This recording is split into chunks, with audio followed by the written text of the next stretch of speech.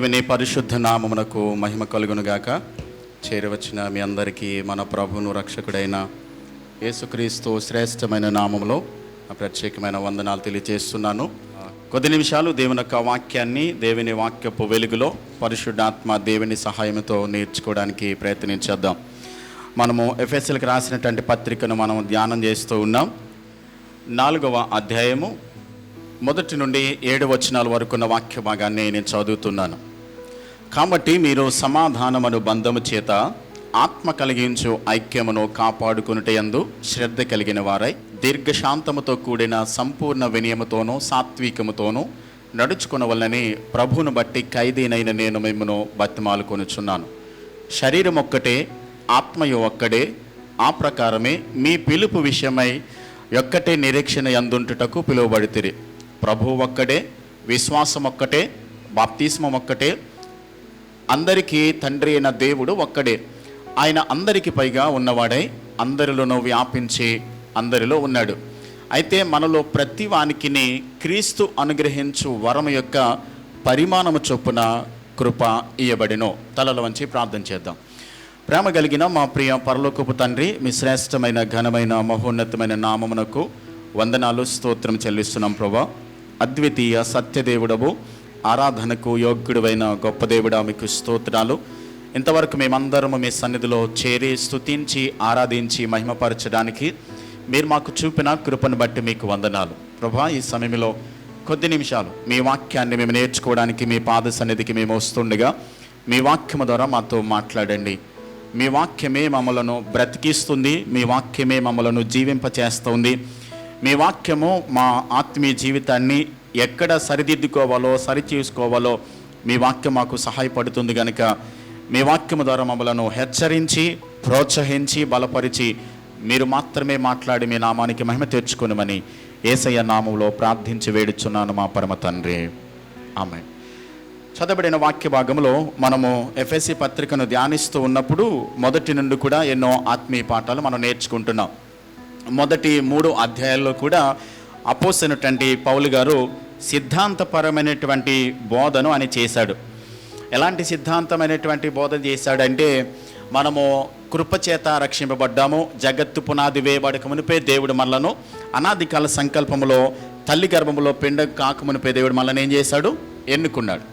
ఆయన ఎన్నుకోవడం మాత్రమే కాదు, ఆయన కుమారుడైనటువంటి యేసుక్రీస్తు ద్వారా మనల్ని ఏం చేశాడు? ఆయన రక్షించాడు, విమోచించాడు. ఆయన రక్షించడం మాత్రమే కాదు, పరిశుద్ధాత్మ దేవుని ద్వారా మనల్ని ఏం చేశాడంటే ఆయన ముద్రించాడు. ఆయన ముద్రించి మనము ఆయనకి చెందిన వారమని, మనము దేవుని బిడ్డలమని, ఆయనకు సంబంధించినటువంటి సొత్తైన ప్రజలము అన్నటువంటి సత్యాన్ని పౌలు గారు రాస్తూ వచ్చాడు. 1 నుండి 14 వచనాలు, తర్వాత 15 నుండి 21 వచనాల వరకు ఉన్న వాక్య భాగంలో దేవుడు ఆయనకి ఇచ్చినటువంటి కృప ఎలాంటిదో అన్నది ఆయన జ్ఞాపకం చేస్తూ ప్రాముఖ్యంగా ఆయన ప్రార్థన చేశాడు. సంఘము క్రీస్తు యొక్క శరీరం అని, ఆయన యొక్క రక్తము చేత మనలను ప్రభు విమోచించాడని మొదటి అధ్యాయంలో మనం నేర్చుకున్నాం. 2వ అధ్యాయం వచ్చేసరికి పాపముల చేత అపరాధముల చేత మనం ఏమై ఉన్నాం? చచ్చిన వారిగా ఉన్నప్పుడు, మనము చనిపోయిన వారిగా ఉన్నప్పుడు దేవుడు తన అమూల్యమైన రక్తము ద్వారా ఏం చేశాడు? బ్రతికించాడు. బ్రతికించి మనలను ఆయన కృప ద్వారా రక్షించాడు. ఎందుకు రక్షించాడు? రక్షణ అసలు ఎందుకు ఇచ్చాడు మనకి? ఆయన ప్రాణం పెట్టి రక్తాన్ని చెందించి మనల్ని విమోచించింది ఎందుకోసం అంటే 2వ అధ్యాయం 10వ వచనం ప్రకారము మనము సత్క్రియలు చేయడానికి, మంచి పనులు చేయడానికి దేవుడు మనల్ని ఏం చేశాడు?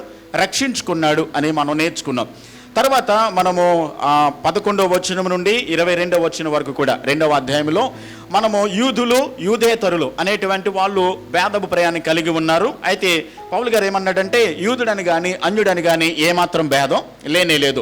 అందరూ కూడా యేసయ్య రక్తము ద్వారానే, ఒకే రక్తము ద్వారా, ఒకే దేవుని ద్వారా మనము కొనబడ్డాము, విమోచింపబడ్డాం. కాబట్టి మనందరము ఒక్కటే అన్న సత్యాన్ని ఆయన నేర్పించుకుంటూ వచ్చాడు. 3వ అధ్యాయం వచ్చేసరికి క్రీస్తునందు అన్యజనులైన వారికి దేవుడు మర్మాన్ని తెలియచేశాడు. ఒక మర్మము ఆయన బయలుపరిచాడు. అదేంటంటే, అందరూ కూడా క్రీస్తు యేసులో ఒకటై ఉన్నాము అన్న మర్మాన్ని దేవుడు బయలుపరిచాడు. ఆ మర్మాన్ని నేను తెలియచేస్తున్నానని చెప్పని ఆయన తెలియచేస్తూ 14వ వచనం నుండి 3వ అధ్యాయము 21వ వచనం వరకు కూడా ఆయన సార్వత్రిక సంఘాల గురించి ఆయన ప్రార్థన చేశాడు. 4 విషయాల గురించి ఆయన ప్రార్థన చేశాడని మనం నేర్చుకున్నాం. మొట్టమొదటిది ఏంటి? అంతరంగ పురుషుడేమయ్యాలి? బలం పొందుకోవాలి, శక్తిని పొందుకోవాలి, అంటే బలోపేతం కావాలి. రెండవది ఏంటంటే విశ్వాసము ద్వారా క్రీస్తు మీ హృదయాలలో నివసించాలి అని మనం నేర్చుకున్నాం. మూడవది దేవుని ప్రేమ యొక్క లోతు, పొడవు ఎంతో మనము, వెడల్పు ఎంతో మనం తెలుసుకోవాలి అని ఆయన నేర్పించాడు. నాలుగవది ఏంటంటే మనము క్రీస్తు యేసునకు కలిగినటువంటి సంపూర్ణతలోనికి మనం సంపూర్ణులుగా రావాలి అని ఆయన ప్రార్థన చేశాడు. 4వ అధ్యాయం వరకు కూడా, 3వ అధ్యాయం లాస్ట్ వరకు ఇది నేర్చుకున్నాం. గత వారం కాక అంత ముందుకు వారం మనం ఏం చేసామనంటే 4వ అధ్యాయం ప్రారంభించాం. 2 వచనాలు మాత్రమే మనం ధ్యానం చేయగలిగాం. అంటే 3వ అధ్యాయం వరకు కూడా ఆయన సిద్ధాంతపరమైనటువంటి బోధన చేశాడు, డాక్ట్రిన్ ఆయన నేర్పించాడు. ఇక నుంచి 4వ అధ్యాయం, 5వ అధ్యాయం, 6వ అధ్యాయంలో కూడా డ్యూటీస్ ఏంటి, డాక్ట్రిన్ అండ్ డ్యూటీస్ అని తెలియజేశాడు. మన బాధ్యతలు ఏంటి అంటే క్రీస్తు మనల్ని రక్షించాడు, విమోచించాడు, ఆశీర్వాదాలు ఇచ్చాడు, అది ఒకటే. మరోవైపు ఏంటనంటే రక్షించి ఆయన రాజ్యములో మనల్ని పెట్టింది ఎందుకోసం, మనం చేయాల్సిన పనులేంటి, మనకున్నటువంటి బాధ్యతలేంటి, మనం రక్షింపబడి సంఘంలో చేర్చబడిన తర్వాత మనం చేయాల్సినటువంటి ప్రాముఖ్యమైన పనులేంటో ఆయన నేర్పించుకుంటూ వచ్చాడు. మొదటి 2 వచనాల్లో ఆయన ఏమని మాట్లాడాడనంటే ఐక్యత కలిగి ఉండాలి అని మాట్లాడాడు. 4 రకాలైనటువంటి మాటలు తెలియజేశాడు. మొట్టమొదటిది ఏంటంటే ఐక్యతలో ఉన్నటువంటి 4 లక్షణాలు ఏంటంటే సంపూర్ణమైనటువంటి వినయముతో మీరు నడుచుకోవాలి, రెండవది సాత్వికముతో మీరు నడుచుకోవాలి, మూడవది ఏంటంటే ప్రేమతో ఒకరినొకడు సహించాలి అని చెప్పి ఆయన నేర్పిస్తూ, 4వది పిలుపునకు తగినట్లుగా మీరు నడుచుకోవాలి అని నేర్పించాడు. ఈ 4 విషయాలు కూడా నేర్పించుకుంటూ మీరు ఈ సత్యమును లేక ఈ సమాధానమైనటువంటి బంధము ఎవరు కలుగజేస్తారు? పరిశుద్ధాత్మ దేవుడే మనకు కలుగజేస్తాడు. కాబట్టి సమాధానము, ఐక్యత అన్నది పరిశుద్ధాత్మ దేవుడు మనకి కలుగజేస్తాడు. కాబట్టి ఆ సమాధానమైనటువంటి బంధాన్ని మీరు కొనసాగించండి, దానిని కలిగి ఉండండి, దానిని విడిచిపెట్టకండి అని చెప్పి ఆయన నేర్పించుకుంటూ వచ్చాడు. అయితే గత వారం మనం నేర్చుకున్నటువంటి వాక్య భాగంలో ఏం నేర్చుకున్నామంటే 4, 5, 6 అధ్యాయుల్లో కూడా ఆయన 4 విషయాలు ప్రాముఖ్యంగా నేర్పించాడు. 4వ అధ్యాయం 1 నుండి 16 వచనాల వరకు కూడా వాక్ ఇన్ యూనిటీ అని నేర్పించాడు, అంటే ఏకత్వములో మనం నడవాలి. రెండవది ఏంటంటే 4వ అధ్యాయం 4th చాప్టర్ 17 నుంచి 5th చాప్టర్ 17 వరకు కూడా వాక్ ఇన్ ప్యూరిటీ, అంటే పవిత్రతలో మనం నడుచుకోవాలి అని నేర్పించాడు. మూడవది ఏంటంటే చాప్టర్ 5 18 నుంచి 6వ అధ్యాయం 9వ వచనం వరకు కూడా మీరు వాక్ ఇన్ హార్మోనీ, అంటే మనము సామరస్యముతో నడుచుకోవాలి అని నేర్పించాడు. 4వది ఏంటంటే 6వ అధ్యాయం 10వ వచనం నుండి లాస్ట్ వరకు కూడా విజయముతో, అంటే వాక్ ఇన్ విక్టరీలో మనం నడుచుకోవాలి, విజయాన్ని జీవితాన్ని కొనసాగించాలి అని నేర్పించాడు. ఈరోజు మనము 4, 5, 6, 7 వచనాలు ధ్యానం చేద్దాం. 4వ అధ్యాయము 4th చాప్టర్ 4, 5, 6 వెర్సెస్ ఈరోజు మనం డిస్కస్ చేయడానికి ప్రయత్నించేద్దాం. ప్రాముఖ్యంగా 4వ అధ్యాయము 1వ వచనంలో ఆయన యూనిటీ గురించి మాట్లాడుతూ ఆ యూనిటీలో, ఆ ఏకత్వంలో, ఆ యొక్క మనము సమాధానములో, ఐక్యతలో ఎలా ఉండాలి అని నేర్పిస్తూ 4వ వచనంలో శరీరం ఒక్కటే, ఆత్మయు ఒక్కడే, ఆ ప్రకారమే మీ పిలుపు విషయమైన ఒక్కటే నిరీక్షణ యందుండుటకు పిలువబడితిరి, ప్రభువు ఒక్కడే, విశ్వాసం ఒక్కటే, బాప్తిస్మం ఒక్కటే, అందరికీ తండ్రైన దేవుడు ఒక్కడే, ఆయన అందరికీ పైగా ఉన్నవాడే అందరిలో వ్యాపించి ఉన్నాడు. ఇక్కడ ఒక్కడే ఒక్కడే ఒక్కడే ఒక్కటే అన్న మాటలు 7 సార్లు ఉపయోగించాడు. ఒక్కటే ఒక్కటే ఒక్కటే.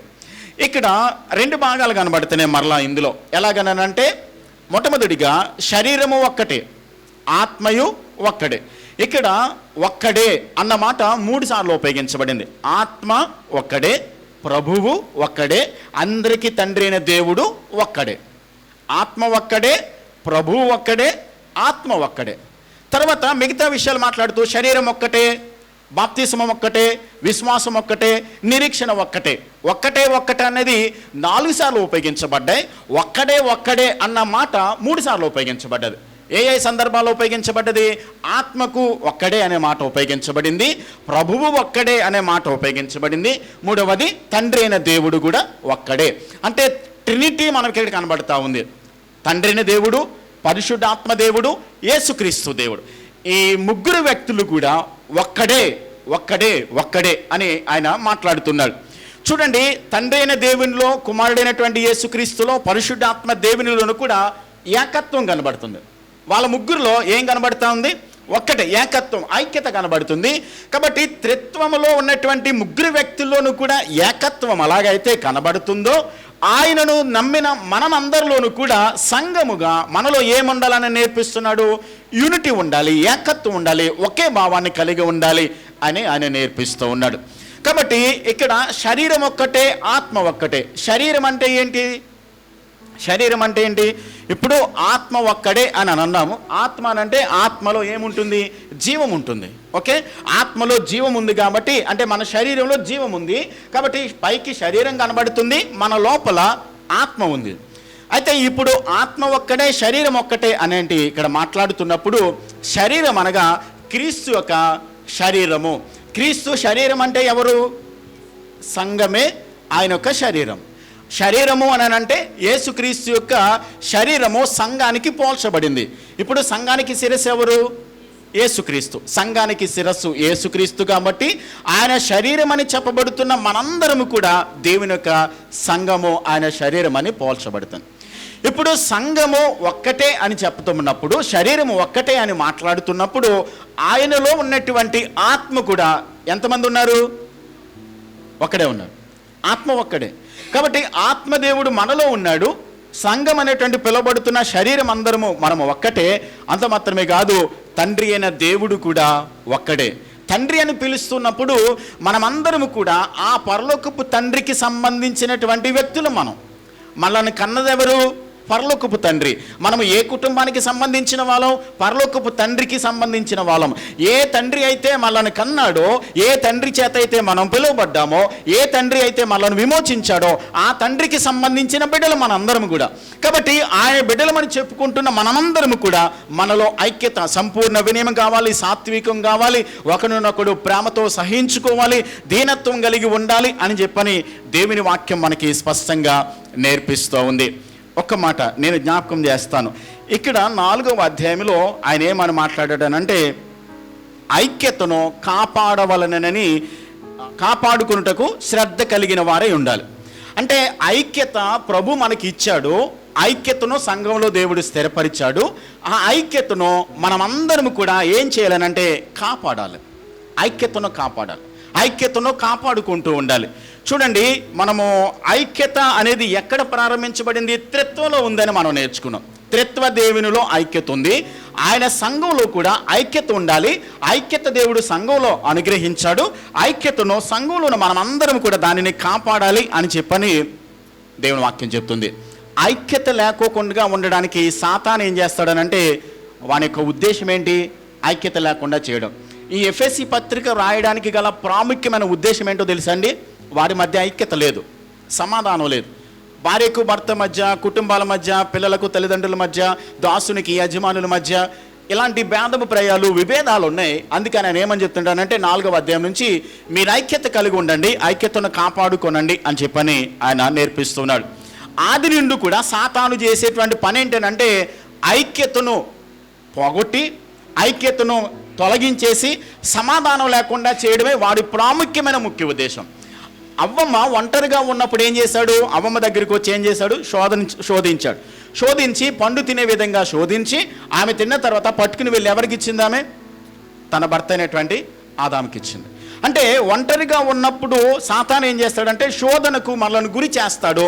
ఆ శోధనకు కనుక మనము లోనైనట్లయితే మన కుటుంబాలలో, లేకుంటే సంఘాలలో, లేకుంటే వ్యక్తిగత జీవితాలలో మనం ఎక్కడైతే పనిచేస్తున్నామో అక్కడ ఈ రోజున పెద్ద పెద్ద ఉద్యమాలు అని చెప్పబడుతున్నటువంటి పరిస్థితులు, పెద్ద పెద్ద సంఘాలుగా ఉన్నటువంటి వారు, లేకుంటే ఐక్యతను కోల్పోవడానికి గల కారణం ఏంటంటే సాతానుకు అవకాశం ఇవ్వడం వలన. సాతాను ఐక్యతను తొలగిస్తాడు కాబట్టి వాడికి అవకాశం ఇవ్వడం వలన అక్కడ ఐక్యత కోల్పోయి సమస్యలు, గొడవలు అనేవి వాడు తీసుకుంటూ వస్తున్నాడు. ఐక్యతను మనము కాపాడాలి అని వాక్యంలో మనం చూస్తున్నాం. ఒక్క మాట, నిజంగా మనం క్రైస్తవులమైనట్లయితే, నిజంగా మనం విశ్వాసులమైనట్లయితే ఒకటి గుర్తుపెట్టుకోనండి, చేతులు జోడించి బ్రతిమలాడుతున్నాను. మీరు పనిచేసే స్థలంలో కావచ్చు, మీరు ఎక్కడున్నప్పటికీ కూడా ఐక్యతను కాపాడాలి అని నేను ప్రాధేయపడుతున్నాను. ఐక్యత కాపాడకపోతే ఏమవుతుంది? ఐక్యత గనక మనం కలిగి ఉండకపోతే ఏం జరుగుద్ది అన్నది చరిత్రలో జరిగినటువంటి ఎఫెసీ సంఘాన్ని గూర్చినటువంటి కొన్ని వాస్తవాలు నేను చెప్తాను, జాగ్రత్తగా విందాం. ఎఫెసీ సంఘానికి పౌలు గారు ఈ పత్రికను రాస్తూ ఉన్నాడు. రాస్తూ ఎఫెసీ పట్టణము టర్కీ దేశంలో ఉంది. ఎఫెసీ పట్టణము ఆనాడు స్థాపించినటువంటి అపోస్తలుడైన పౌలు గారు 2వ సువార్త ప్రయాణంలో ఎఫెసీ పట్టణానికి వెళ్ళాడు. వాక్యం చెప్పాడు. 3 సంవత్సరాల 6 మాసాలు ఇక్కడ ఉండి వాక్యాన్ని బోధించాడు. ఆయన బోధించి సంఘాన్ని కట్టిన తర్వాత సంఘ పెద్దలకు అప్పగించి ఆయన వచ్చేసిన తర్వాత ఏం జరిగిందని అంటే అక్కడ విభేదాలు ప్రారంభించబడ్డాయి. వాళ్ళలో భేదాభిప్రాయం వచ్చింది. భేదాభిప్రాయం వచ్చిన తర్వాత పౌలు గారికి తెలిసినప్పుడు ఈయన జైల్లో ఉండి ఈ పత్రికను రాస్తూ ఉన్నాడు. ఇంకా కొద్ది రోజులు ఆయన చనిపోబోతాడు. అలాంటి సందర్భంలో ఈయన పత్రిక రాస్తూ మీరు ఐక్యతను కాపాడండి అని చెప్తున్నాడు. ఈ పత్రిక రాసిన తర్వాత మరలా ఎఫెసీ పట్టణంలోనే తిమోతి యవనస్తుడిగా పాస్టర్గా పనిచేస్తూ ఉన్నాడు. 1 తిమోతి పత్రిక, 2వ తిమోతి పత్రిక కూడా ఎఫెసీ పట్టణంలో ఉన్నటువంటి తిమోతికి ఉద్దేశించి ఆయన పత్రికలు రాశాడు. తర్వాత 90వ సంవత్సరంలో క్రీస్తు శకం 90వ సంవత్సరంలో పద్మాసు ద్వీపములో ఉన్నటువంటి యోహాను ద్వారా ప్రకటన గ్రంథాన్ని రాస్తూ 7 సంఘాలు ఉన్నాయి కదండి.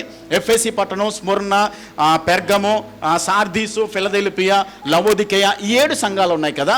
7 సంఘాల్లో మొట్టమొదటి సంఘం ఏంటంటే ఎఫెసీ సంఘం.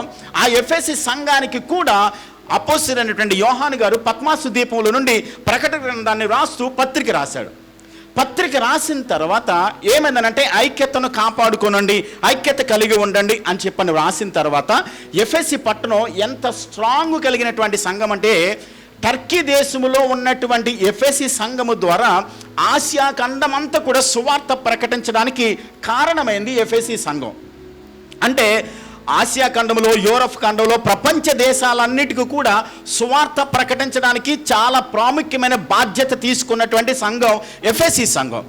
చాలా బాధ్యత కలిగినటువంటి సంఘము, చాలా స్ట్రాంగ్ సంఘము, చాలా బలమైనటువంటి సంఘము. ఇంచుమించుగా 400 సంవత్సరాలు అంటే క్రీస్తు శకము 400 సంవత్సరాల వరకు కూడా దేవుని సువార్తను ఎంతో అన్యజనులకు, ఎంతో క్రైస్తవ ఉద్యమాలు ప్రారంభించినటువంటి సంఘముగా మనకు కనబడతా ఉంది. పౌలు గారు ఎఫెసీ పట్టణానికి వెళ్ళారు. ఆయా సంఘాలకు కూడా సువార్త పత్రికలు రాశాడు. అయితే ఈ తార్సు అనేటువంటి పట్టణం కూడా టర్కీలో ఉంటుంది. ఆయన తార్సు అనేటువంటి ఊరిలో పుట్టాడు. ఆయన పుట్టిన తర్వాత చాలా సంఘాలు స్థాపించాడు. కాబట్టి గొప్ప ఉద్యమాలు ఈ టర్కీ దేశంలో నుంచే, అంటే టర్కీలో నుంచే ప్రారంభించబడ్డాయి. చాలా ఉద్యమాలు ప్రారంభించబడ్డాయి. సువార్త ప్రకటించడానికి ముఖ్య బాధ్యత తీసుకున్నది ఎఫెసీ సంఘం. ఇంత గొప్ప సంఘము కలిగినటువంటి ఈ సంఘము అంత మాత్రమే కాదు, దీనికి మొదటి శతాబ్దంలో ఒక రాజు వచ్చాడు. కాన్స్టంటైన్ నోబెల్ అనేటువంటి ఒక రాజు పరిపాలన చేసినప్పుడు, అంటే ఎఫెసీ పట్టణాన్ని క్యాపిటల్గా చేసుకుని ఆ రోమా ప్రభుత్వం కింద ఆయన పరిపాలన చేస్తూ ఉన్నప్పుడు చాలా పెద్ద క్యాథడ్రల్ కట్టాలంటే చాలా పెద్ద మందిరం కట్టాలని చెప్పని ఆయన ప్రారంభించాడు. కానీ చాలా ఆటంకాలు వచ్చినాయి. తర్వాత ఆ క్రీస్తు శకం 536 సంవత్సరం వచ్చేసరికి ఒక రాజు వచ్చాడు, దానిని పూర్తి చేశాడు. సరే, ఏదేమైనప్పటికీ కూడా చాలా పెద్ద పెద్ద చర్చిలు కట్టుకున్నారు వాళ్ళు.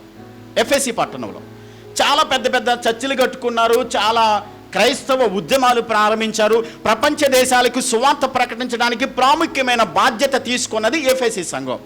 ఈనాడు ప్రజెంట్ గనక ఇప్పుడు మీరు గూగుల్లో గనక చూసినట్లయితే క్రైస్తవ యొక్క శాతం ఎంతో తెలుసా? 0.02 ఉంది. 0.02. 1000 మంది ఉంటే క్రైస్తవులు ఎంతమంది ఉన్నారో తెలుసా? ఇద్దరున్నారు. 1000 మంది జనాభా ఉంటే 2 ఉన్నారు. ఏం జరిగింది అంటే అక్కడ ఉన్నటువంటి చాలా క్రైస్తవులు విభేదాల వల్ల, గొడవల వల్ల, సమస్యల వల్ల, ఐక్యత కోల్పోవడం వల్ల ఏమైందో తెలుసా? ఏవైతే పెద్ద పెద్ద కేథడ్రల్స్, చర్చెస్ కట్టుకున్నారో ఈ సంఘాలు ఏం చేశారో తెలుసా? అమ్మేసుకున్నారు. ఇప్పుడు ముస్లిం కంట్రీగా మారిపోయింది టర్కీ దేశం. పూర్తిగా క్రైస్తవ దేశంగా ఉండవలసినటువంటి, ఒకనాడు క్రైస్తవ సువార్త ఉద్యమాలు ప్రారంభించిన ఏ ఎఫెసీ పట్టణం అయితే ఉందో అది లేదు ఇప్పుడు చరిత్రలో. మీరు గూగుల్ మ్యాప్లో చూడండి, ఎఫెసీ పట్టణం ఇప్పుడు లేదు, ఎఫెసీ సంఘం ఇప్పుడు లేదు. ఎందుకు అలా జరిగిందని అంటే గొడవలు. ఐక్యతను వాళ్ళు కాపాడమని చెప్తే పూర్తిగా ముస్లిం కంట్రీగా మార్చబడిపోయింది టర్కీ దేశం. ఎందుకు ఎలా జరిగింది? ఏ ఐక్యతనైతే కాపాడమని భద్రం చేసుకోమని చెప్పని పౌలు గారు, దేవుని సేవకులు హెచ్చరించారో, బోధించారో, ఎప్పటికీ కూడా అది వాళ్ళు కాపాడుకోలేదు. నేను అదే చెప్తున్నాను. నేను ఒక మాట చెప్తాను, ఐక్యతను కాపాడడానికి ఎంతవరకు తగ్గాలో అంతవరకు తగ్గిపోదాం. మనం ఎంతవరకు దిగిపోవాలో మన స్థాయికి అంతవరకు దిగిపోయి మనం ఐక్యతను కాపాడాలి. లేకపోతే ఇదే పరిస్థితి, ఎఫెసీ పట్టణానికి ఏ పరిస్థితి అయితే పట్టిందో, ఏ పరిస్థితి అయితే జరిగిందో అదే పరిస్థితి జరుగుద్ది. వాక్యం ఎప్పుడు కూడా సత్యము, ఇది చరిత్ర. నేనేదో ఈ ప్రసంగానికి అవసరమైన మాటలు నేను రాసుకుని రాలేదు, చరిత్ర చెప్తున్నాను. చరిత్రను ఎవడో మార్చలేడు, చరిత్రలో జరిగినటువంటి విషయాలు చెప్తున్నాను. ఈనాడు యూరప్ ఖండం కూడా తొందరలోనే కంప్లీట్గా ముస్లిం కంట్రీగా మారబోతుంది. పెద్ద పరిస్థితులు జరుగుతూ ఉన్నాయి. ఆ కెథడ్రాల్స్ అన్నటువంటి వాటిని అమ్మేసుకున్నారండి. ఈ రోజున బారులుగా, క్లబ్బులుగా, రకరకాల పరిస్థితులుగా, మసీదులుగా మార్చేసుకున్నారు. ఎక్కడైతే దేవుణ్ణి ఆరాధించేటువంటి స్థలాలుగా ఆనాడు చెప్పబడ్డాయో, ఏనాడైతే పెద్ద సంఘాలుగా నడిపించబడ్డాయో, ఆ సంఘాలు ఇప్పుడు మసీదులుగా మారిపోయినాయి, క్లబ్బులుగా మారిపోయినాయి, బారులుగా మారిపోయినాయి. ఎందుకనంటే ఐక్యతను వాళ్ళు కాపాడలేదు. కాబట్టి వాక్యం ఏం చెప్తుందంటే, మనం ఎక్కడున్నప్పటికీ కూడా సాతాను ఏం చేస్తాడో తెలుసా? విభజించి డివిజన్స్ తీసుకొచ్చి విభాగించి వాడు పరిపాలన చేస్తాడు. అది సంఘం కావచ్చు, కుటుంబం కావచ్చు, వ్యక్తిగత జీవితం కావచ్చు, ఏదైనప్పటికీ కూడా వాడు చేసేటువంటి మొట్టమొదటి పని ఏంటంటే ఐక్యతను పోగొట్టడమే. విభజించడం అనేది వాడు చేస్తాడు. ఎందుకు ప్రాముఖ్యమైనటువంటి కారణం ఏంటంటే వాళ్ళలో విభేదాలు వచ్చినాయి. ఆనాటి సందర్భంలో విభేదాలు వచ్చినప్పుడు పరిపాలించేటువంటి పరిపాలకులు ఏం చేశారంటే, రెండు గ్రూపులుగా అయిపోయినప్పుడు ఒక గ్రూపు పక్షాన్ని చేరి మరొక గ్రూపును అణిచివేయడం, ఇలాంటి పరిస్థితులు ఆనాటి చరిత్రలో జరిగినాయి. కాబట్టి ఐక్యత అనేది వారు పోగొట్టుకున్నారు. ఈనాడు యూరప్ కంట్రీలో కూడా ఇంచుమించుగా 10% క్రిస్టియానిటీ పడిపోతూ ఉంది. పెద్ద చర్చిలు మూసేశారు, చర్చిలు అన్నీ కూడా క్లోజ్ అయిపోతూ ఉన్నాయి. మసీదులుగా, బార్లుగా, క్లబ్బులుగా అవి తయారైపోతున్నాయి. ఒక మాట, మన కుటుంబాల్లో కావచ్చు, అన్నదమ్ముల మధ్య కావచ్చు, అక్క చెల్లెల మధ్య కావచ్చు, లేకుంటే పనిచేసే ఉద్యోగస్తుల మధ్య కావచ్చు, లేకుంటే వ్యాపారం చేసేటువంటి పరిస్థితులు కావచ్చు, ఎక్కడున్నప్పటికీ కూడా దేవుని ఎరిగిన బిడ్డలుగా, దేవుని వాక్య సత్యాన్ని తెలిసినటువంటి వారుగా ఐక్యతను కాపాడాలి. ఐక్యత ఉన్న చోట మాత్రమే ఆత్మదేవుడు పనిచేస్తాడు. ఐక్యత ఉన్న చోట మాత్రమే దేవుడు ఉంటాడు. 133వ కీర్తనలో మనం చదువుకుంటాం, సహోదరులు ఐక్యత కలిగి ఉండుట ఎంత మేలు, ఎంత మనోహరం. 3వ వచనంలో శాశ్వత జీవమును, ఆశీర్వాదమును అచ్చట ఉండవలని యెహోవా సెలవిచ్చున్నాడు. ఎక్కడ ఆశీర్వాదం, శాశ్వత జీవం ఎక్కడ ఉంటుంది? ఐక్యత ఉన్న చోట. ఓకే, ఎదుటి వాళ్ళు మన పట్ల పొరపాటు చేసి ఉండొచ్చు, మనం చేసి ఉండకపోవచ్చు, తప్పు వాళ్ళదయ్యి ఉండొచ్చు, అయినప్పటికీ కూడా ఐక్యతను కాపాడమని వాక్యం చెప్తుంది. క్రైస్తవ సమాజంలో సార్వత్రిక సంఘాన్ని గురించి నేను మాట్లాడుతున్నాను. ఎన్నో సంఘాలు విడిపోతూ ఉన్నాయి, ముక్కలైపోతూ ఉన్నాయి, కుటుంబాలు విడిపోతూ ఉన్నాయి, భార్య భర్తల మధ్య, అన్నదమ్ముల మధ్య, అక్క చెల్లెళ్ళ మధ్య, వ్యాపారస్తుల మధ్య, పార్ట్నర్షిప్స్ ఉండేటువంటి చక్కగా కలిసి పనిచేసేటువంటి పరిస్థితుల మధ్య ఈ రోజున ఎన్నో గొడవలు, సమస్యలు లేవనెత్తుతున్నాయి, బయలుదేరుతూ ఉన్నాయి. ఐక్యత లేకపోవడం వల్ల మాత్రమే ఈ పరిస్థితులన్నీ కూడా చోటు చేసుకుంటున్నాయి. వాక్యం చెప్తుంది, ఆత్మ ఒక్కడే, శరీరం ఒక్కటే, బాప్తిసం ఒక్కటే, ప్రభు ఒక్కడే, అందరికీ తండ్రి దేవుడు ఒక్కడే. ఆ త్రిత్వంలో ఏకత్వం ఉంది, ఆ త్రిత్వంలో ఐక్యత కలిగి ఉన్నాడు. కాబట్టి మనంతట మనముగా ఐక్యతను కాపాడడానికి ప్రయత్నించే వారిగా ఉండాలని దేవుని వాక్యాన్ని బట్టి నేను తెలియజేస్తా ఉన్నాను. ఎందుకంటే ఐక్యతను ప్రారంభించింది, నెలకొల్పింది, స్థాపించింది, మొదలుపెట్టింది మనం కాదు. ఎవరు? దేవుడే ప్రారంభించాడు. దేవుడే ఐక్యతను ప్రారంభించాడు. కాబట్టి దేవుడిచ్చినటువంటి ఐక్యతను మనం కాపాడాల్సిందే. అయితే దానికి సాయశక్తులా మనం కృషి చేయాలి. అయితే విశ్వాసులు మనమందరం కూడా ఐక్యతను కాపాడుకుంటూ ఐక్యతలో ఉండకపోయినట్లయితే సాతాను ఏం చేస్తాడంటే విభేదాలు తీసుకొచ్చి విభజించి మనల్ని పరిపాలించడానికి ప్రయత్నం చేస్తూ ఉంటాడు. మరొక వచనాలు చదువుదాం, 7వ వచనాన్ని చదువుదాం. చూడండి, ఎఫెసీయులకు రాసిన పత్రిక 4వ అధ్యాయం ఎఫెసియన్స్ 4:7 చదువుతున్నాను. అయితే మనలో ప్రతి వానికి క్రీస్తు అనుగ్రహించు వరం యొక్క పరిమాణము చొప్పున కృప ఇవ్వబడిను. పరిమాణము చొప్పున ఇవ్వబడింది? కృప ఇవ్వబడింది. ఇక్కడ చాలా జాగ్రత్తగా గమనించాలి. దేవుడు తన యొక్క కృప ద్వారా, అంటే తన యొక్క అపరిమితమైనటువంటి కృపను ఎవరైతే సంఘంలో చేర్చబడ్డారో, ఎవరైతే యేసుప్రభు నిజమైన దేవుడని, యేసుప్రభు మాత్రమే నిజమైన రక్షకుడని, ఆయన తప్ప మరొక దేవుడు లేడని నమ్మి విశ్వాసం ఉంచి బాప్తీసం పొంది సంఘంలో చేర్చబడ్డారో, లేక దేవుని రాజ్యంలో చేర్చబడ్డారో వారందరికీ కూడా గమనించాలి. ఈ మాటలు చాలా జాగ్రత్తగా వినాలి. సంఘములో చేర్చబడిన, అంటే దేవుని రాజ్యంలో దేవుని అంగీకరించిన ప్రతి వ్యక్తికి కూడా దేవుడు పరిమాణం చొప్పున ఏం చేశాడంటే కృపను వాళ్ళకి పంచి ఇచ్చాడు. ఆ కృపను పంచి ఇచ్చేటప్పుడు ప్రతి వారికి కూడా దేవుని కృపావరాన్ని దేవుడు ప్రతి ఒక్కరికి అనుగ్రహించాడు. ఎవరైతే రక్షింపబడ్డారో ప్రతి ఒక్కరికి కూడా దేవుడు ఏదో ఒక ఆత్మీయ వరాన్ని ఇచ్చాడు. అది వాక్యం చెప్తుంది. దేవుడు నాకు ఏ వరం ఇవ్వలేదు అని అనడానికి లేదు. ఇప్పుడు మన కాళ్ళు ఒకవేళ ముళ్ళు దిగింది అనుకోండి, ముళ్ళు గుచ్చుకుంది అనుకోండి, దాన్ని అలాగే ఉంచుతామా? ఉంచితే ఏమవుద్ది? సెప్టిక్ అవుద్ది. మనందరికీ తెలుసు. దేవుని సంఘములో, దేవుని శరీరములో నిరుపయోగమైనది ఏది కూడా ఉండదు. నేను నిరుపయోగమైన వ్యక్తిని అనడానికి లేదు. ప్రతి సంఘములో, అంటే రక్షింపబడినటువంటి ఆయన సంఘం అని చెప్పబడుతున్నటువంటి అవయవాలలో మన శరీరంలో నిరుపయోగమైనది ఏమైనా ఉందా? పనికిరానిది ఏదైనా ఉందా? దేవుడు అలాగే పెట్టాడా? అలాంటిది ఏది కూడా పెట్టలేదు. దేని పని దానికి దేవుడు ఇచ్చాడు. అలాగే నిరుపయోగమైన దానిని మనం ఏం చేస్తాం? బయటికి తీసేస్తాం. ఒకవేళ ముళ్ళు గుచ్చుకున్నట్లయితే అది మనకి ఉపయోగం కాదు, దానివల్ల మనకి శరీరానికి హానికరంగా, కాబట్టి దానిని మనలో నుంచి బయటికి తీసేయడానికి ప్రయత్నం చేస్తాం. అలాగే దేవుని సంఘములో రక్షింపబడిన ప్రతి వ్యక్తికి కూడా దేవుడు కొన్ని తలాంతులు ఇచ్చాడు, కొన్ని వరాలు ఇచ్చాడు, దేవుడు కృపా వరాలు ఇచ్చాడు. ఏదో ఒక వ్యక్తికి ఖచ్చితంగా ప్రతి వ్యక్తికి కూడా కనీసం 1, 2 కావచ్చు, 3 కావచ్చు, 4 కావచ్చు, అన్ని వరాలు కూడా ఒకే వ్యక్తికి దేవుడు ఇవ్వడు. అది గమనించాలి. ఖచ్చితంగా ఒకటైనా దేవుడు ప్రతి వ్యక్తికి ఇస్తాడు. సరే, దేవుడు తన పరిమాణం చొప్పున కృపనిస్తాడు. తన పరిమాణం చొప్పున. ఇప్పుడు శరీరంలో కుడి చెయ్యి ఒక్కటే ఉంటుంది, ఎడం చెయ్యి ఒక్కటే ఉంటుంది, కుడి కన్ను ఒక్కటే ఉంటుంది. 2 కుడి కన్నులు ఉన్నాయా? 2 కుడి చేతులు ఉన్నాయా? 2 కుడి కాళ్ళు ఉన్నాయా? లేవు, ఒక్కటే ఉన్నాయి. వేరువేరుగా ఉన్నాయి. ఏవండి? ఎడం చేయి పని ఎడం చేతికుంది, కుడి చేతి పని కుడి చేతికుంటుంది, ఎడం కన్ను ఈ చెవికున్న పని చెవికుంది, ముక్కు చేసే పని ముక్కు చేస్తుంది. ఏ అవయవం యొక్క పని అది జరిగిస్తూ అన్నీ కూడా ఎలాగున్నాయి? ఐక్యతగా ఉన్నాయి, ఒకే చోటు ఉన్నాయి. అది గమనించాలి. అప్పుడు సంఘంలో దేవుడు ఒక్కొక్కరికి ఒక్కొక్క తలాంతుని దేవుడిచ్చాడు. మీకే తలాంతి ఇచ్చాడో నాకు తెలీదు. అయితే మీకు ఇచ్చినటువంటి తలాంతును, దేవుడు మీకు ఇచ్చిన కృపావరాన్ని, ఆ కృపావరము కూడా దేవుడు ఎవరికి ఏది ఇవ్వాలో అదే ఇచ్చాడు. దేవుడు ఎంత ఇవ్వాలో అంతే ఇచ్చాడు.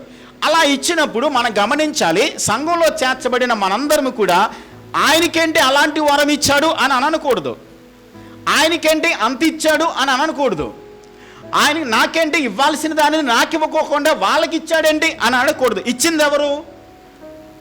దేవుడు ఇచ్చాడు.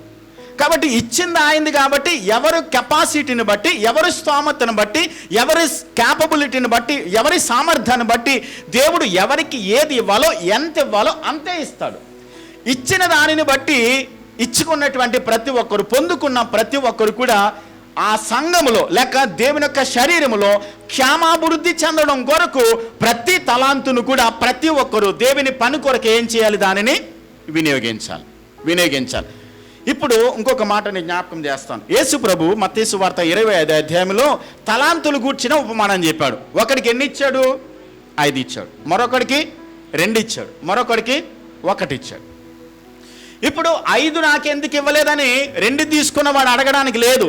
యజమాని ఇచ్చాడు, 5 ఇవ్వాలనుకున్నాడు, 5 ఇచ్చాడు. ఆయనకి 2 ఇవ్వాలనుకున్న వాడికి 2 ఇచ్చాడు. కాబట్టి ఆ 2 ఇచ్చిన వాడు ఏం చేయాలి? 2తో 2ని ఏం చేశాడు? అతడు సంపాదించాడు. 5 తీసుకున్నవాడు 5తో వ్యాపారం చేసి 5కు 5 సంపాదించాడు. ఇప్పుడు మనం గమనించాలి. నేను చెప్పదలుచుకున్నది ఏంటనంటే, దేవుడు మీకు ఏ వరం ఇచ్చాడో ఖచ్చితంగా ఇచ్చాడు. సుమా, రక్షింపబడి బాప్తిసం పొందిన ప్రతి వ్యక్తికి కూడా ఏదో ఒక వరాన్ని ఇచ్చాడు.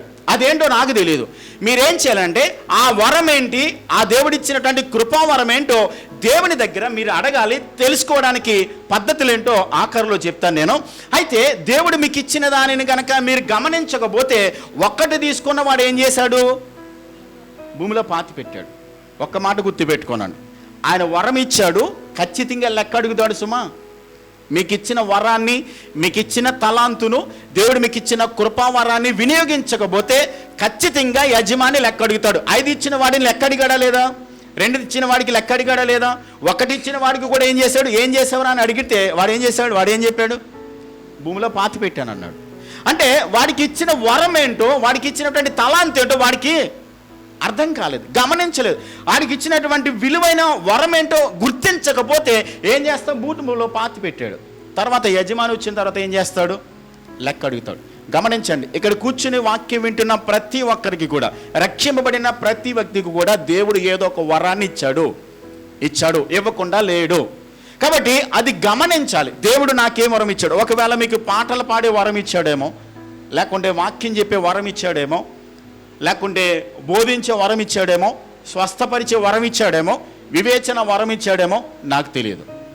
అయితే ఇక్కడ గమనించవలసిన మరొక ప్రాముఖ్యమైన సత్యం ఏంటంటే, వరం ఇచ్చింది మన ఆత్మీయ అభివృద్ధి కొరకు కాదు సుమా.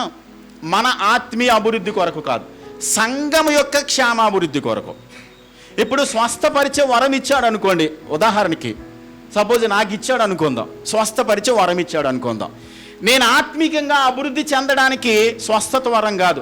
నేను ఆత్మీకంగా అభివృద్ధి చెందాలనంటే దేవునితో నేను సంబంధాన్ని కలిగి ఉండాలి, దేవునితో ఐక్యత కలిగి ఉండాలి, దేవునితో సహవాసాన్ని కొనసాగించినప్పుడు మాత్రమే నేను ఆత్మీకంగా ఎదగడానికి ఉండదు.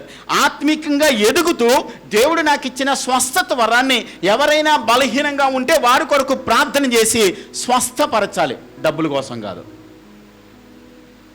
పేరు కోసం కాదు. నాకేదో వరం ఇచ్చాడని నాకేదో గొప్ప కోసం చేస్తే ఉన్నది తీసేస్తాడు దేవుడు, లెక్క అడుగుతాడు దేవుడు. అది గమనించాలి. ప్రపంచంలో చాలామంది చేసేది ఏంటంటే వాళ్ళ గొప్ప కోసం, డబ్బుల కోసం చేస్తున్నారు. అందుకోసం కాదు దేవుడు ఇచ్చింది వరం. వరానికి ఇవ్వడానికి దేవుడు ఆయన డబ్బులు తీసుకున్నాడు మన దగ్గర? ఉచితంగా ఇచ్చాడు. ఆయన ఫ్రీగా ఇచ్చాడు కాబట్టి మనం కూడా ఏం చేయాలి? ఉచితంగానే చేయాలి. స్వస్థత వరం కావచ్చు, లేకుంటే ప్రార్థించే వరం కావచ్చు, లేకుంటే ప్రసంగించే వరం కావచ్చు, ఏదైనప్పటికీ కూడా, ఏ వరాన్ని దేవుడు మనకి ఇచ్చినప్పటికీ కూడా ఆ వరాన్ని దేవుడు ఉచితంగా ఇచ్చాడు. కాబట్టి నేను కూడా ఎదుటి వాళ్ళకి ఏం చేయాలి? సంఘం యొక్క క్షేమాభివృద్ధి కొరకు దేవుడిచ్చినటువంటి వరాన్ని దేవుని మహిమ కొరకు ఏం చేయాలి? వినియోగించాలి. దేవుడు ఒక్కొక్కరికి ఒక్కొక్క పరిమాణం చొప్పున ఇస్తాడు. ఎంత ఇస్తాడో తెలీదు, కొంతమందికి ఎక్కువ ఇవ్వచ్చు. అపోస్తలుడైన పౌలు ఏమంటాడనంటే, నేను చాలా భయంకరమైన వ్యక్తిని, ఒకప్పుడు దోషకుడను, హింసకుడను, హానికరుడను, చాలా దుర్మార్గుడను, పాపిని, నేను భ్రష్టుడను. పాపులలో కనుక దేవుడు లిస్టు పెట్టి లెక్క చూస్తే అందరికంటే ముందుంటాను నేను. అలాంటి నాకు దేవుడు అపరిమితమైనటువంటి కృపనిచ్చాడు నాకంటాడు. అంటే నేను ఎంత గొప్ప అపవిత్రమైన జీవితాన్ని కొనసాగించానో అంత ఎక్కువగా దేవుడు నాకు కృపనిచ్చాడు. కాబట్టి ఆయన కృపను బట్టి నేను ఆయన కొరకు ఉపయోగపడుతున్నాను. నాకు ఇచ్చిన తలాంతులు, నాకు ఇచ్చిన వరాలను దేవుని మహిమ కొరకు, దేవుని పరిచర్య కొరకు వాడుతున్నాను అని చెప్పని ఆయన తెలియజేస్తూ ఉన్నాడు. ఇందులో మనం రంగు ఏదైనా కావచ్చు, మన ఎత్తి ఏదైనా కావచ్చు, మనం ఎక్కడ వాళ్ళమైనా కావచ్చు, కానీ దేవుడు మాత్రం ఒక్కొక్కరికి తన పరిమాణం చొప్పున దేవుడు ఏం చేశాడు? మన స్థితి ఏదైనా, ఆర్థిక పరిస్థితి ఏదైనా కావచ్చు, కానీ మనమందరం కూడా ఒకే విశ్వాసాన్ని కలిగి ఉన్నాం, ఒకే సంఘంలో చేర్చబడ్డాం, ఒకే రక్తము చేత విమోచింపబడ్డాం, ఒకే దేవుడు మనలను కొన్నాడు, ఒకే రక్తము చేత విమోచింపబడ్డాం. దేవుడు మనకిచ్చినటువంటి ప్రతి దానిని కూడా ఆయన కొరకు పనిచేసేవారుగా ఉండాలి, ఆయన కొరకు ఉపయోగపడేవారుగా ఉండాలి. వేరు పనులు మనము కలిగిన వారమైనప్పటికీ వేరు ఉద్యోగాలు చేస్తూ ఉన్నాం, వేరు పనులు చేస్తూ ఉన్నాం, వేరు బాధ్యతలు దేవుడు మనకి ఇచ్చాడు. కానీ ఆ బాధ్యతలు కలిగి ఉంటూ కూడా దేవుడు మనకిచ్చినటువంటి తలాంతును, దేవుడు మనకిచ్చినటువంటి ఆ దేవుని యొక్క పని కొరకు దేవుని యొక్క సన్నిధిలో మనము ఉపయోగించే వారిగా ఉండాలి అనేటువంటి సత్యాన్ని వాక్యం మనకి స్పష్టంగా తెలియజేస్తూ ఉంది. ఎందుకు ఇచ్చాడనంటే 8-10 వచనాల్లో కనుక మనం చదివినట్లయితే చూడండి, 8-10 వచనాలు చదువుదాం. 11వ వచనాన్ని చదువుతున్నాను. 11వ వచనం, 4వ అధ్యాయం 11వ వచనం, 4:11లో మనమందరము విశ్వాస విషయంలోను దేవుని కుమారుని గూర్చిన జ్ఞాన విషయంలోను ఏకత్వం పొంది సంపూర్ణ పురుషుల మగు వరకు, అనగా క్రీస్తునకు కలిగిన సంపూర్ణతకు సమానమైన సంపూర్ణత గలవారమగుటకు ఆయన ఇలాగూ నియమించను. పరిశుద్ధులు సంపూర్ణులగునట్లు క్రీస్తు శరీరము క్షేమాభివృద్ధి పొందినట్లు. ఈ మాటలు గమనించాలి. పరిశుద్ధులు ఏమవ్వాలి? సంపూర్ణులు కావడానికి క్రీస్తు శరీరము క్షేమాభివృద్ధి చెందుటకు పరిచర్య ధర్మము జరుగుటకును ఆయన కొందరిని అపోస్తులుగాను, కొందరిని ప్రవక్తలుగాను, కొందరిని సువార్తికులుగాను, కొందరిని కాపరులుగాను, కొందరిని ఉపదేశకులుగాను నియమించను. కాబట్టి దేవుడు ఈ 5-fold మినిస్ట్రీ దేవుడిచ్చాడు. అపోస్తులు, ప్రవక్తలు, అలాగే సువార్తికులు, కాపరులు, ఉపదేశకులు. ఈ ఉపదేశకులు ఈ బాధ్యతలు అనేవి సంఘములో ఒక్కొక్కరికి దేవుడు తన కృప చొప్పున దేవుడు మనకి ఇచ్చాడు. దేవుడు తన కృప చొప్పున. ఇప్పుడు మనను రక్షించేటువంటి కృప ఒకటి ఉంది, అలాగే మనము ఆయనను సేవించవలసినటువంటి కృప ఒకటి ఉంది. కృపలో 2 రకాలు. రక్షించేటువంటి కృప ఏంటనంటే, పాపంలో బ్రతుకుతున్నప్పుడు, దేవుని ఎరగకుండా బ్రతుకుతున్నప్పుడు, మనము దేవునికి అవిధేయులుగా బ్రతుకుతున్నప్పుడు, ఒకప్పుడు లోకంలో ఉన్నప్పుడు దేవుని కృప ఏం చేసింది? మనలను రక్షించింది. ఇప్పుడు ఆ రక్షించినటువంటి కృప ద్వారా మనం దేవునిలోనికి వచ్చాము. రక్షింపబడిన తర్వాత మనం ఏం చేయాలంటే, ఆయనను సేవించడానికి మనకి దేవుని కృప కావాలి. ఆయనను సేవించడానికి, ఆయనను మహిమపరచడానికి, ఆయనను ఘనపరచడానికి, ఆయన మనకిచ్చిన బాధ్యతలను నెరవేర్చడానికి మనం ఎల్లప్పుడూ కూడా ఆ దేవుని కృపను పొందుకొని ఆయనను మహిమపరిచేవారిగా ఉండాలి. అయితే మనుషులు 3 రకాలుగా ఉంటారు. గమనించాలి. కృప ఏమిటో గ్రహించకుండగా, అంటే దేవుడు వారికి ఇచ్చినటువంటి తలాంత్ ఏంటో, దేవుడు వారికి ఇచ్చినటువంటి ఆ కృపా వరం ఏంటో గ్రహించకుండగానే ఉంటారు. అది ఒక రకం సంబంధించినటువంటి వారికి ఇచ్చిన తలాంత్ ఏంటో. అందుకనే ఒక తలాంత్ తీసుకున్న వాడు ఏం చేశాడు? భూమిలో పాతి పెట్టాడు. దేవుడు మీకు ఇచ్చిన తలాంత్ ఏంటో మీరు గమనించకపోతే, దేవుడు మీకు ఇచ్చినటువంటి కృప ఏంటో, ఆ కృపావరం ఏంటో గ్రహించకపోతే, మీరు చివరికి మీ జీవితాన్ని కొనసాగించిన తర్వాత, ముగింపులోకి వచ్చేసిన తర్వాత, పరలోకానికి వెళ్ళిన తర్వాత మీకు అక్కడ బహుమతి ఏమీ ఉండదు. పరలోకంలో దేవుడి బహుమతి ఏమీ మనకు ఉండదు. ఆ బహుమతి పొందకపోతే మనం ఏమనుకుంటామంటే, మనకంటే వెనకాల వచ్చిన వారు, మనకంటే విశ్వాసంలోకి లేటుగా వచ్చినటువంటి వారు, వారికి ఇచ్చిన తలాంతును దేవుని మహిమ కొరకు, సంఘం యొక్క క్షేమాభివృద్ధి కొరకు దానిని వినియోగించి, దానిని ఉపయోగించిన తర్వాత దేవుని రాజ్యానికి వెళ్ళినప్పుడు బహుమతి పొందుకోవడానికి వాళ్ళు ముందుకు వెళ్తా ఉంటే, మనం చూసి, అయ్యో నాకు ఇచ్చిన తలాంతుని నేను వాడలేకపోయానే, దేవుడు నాకు ఇచ్చినటువంటి కృపావరాన్ని దేవుని కొరకు వినియోగించలేకపోయానే, పరలోకంలో నాకు బహుమతి లేదే అని చెప్పని మనం బాధపడిన ఉపయోగం లేదు. చూడండి, అక్కడ ఇచ్చేటువంటి బహుమానం 1 సంవత్సరం, 2 సంవత్సరాలు, 4 సంవత్సరాలు, 100 సంవత్సరాలు కాదండి. ఎన్ని సంవత్సరాలు? లెక్కించలేని సంవత్సరం. పరలోకంలో యుగయుగాలు తరతరాలు ఉండేది.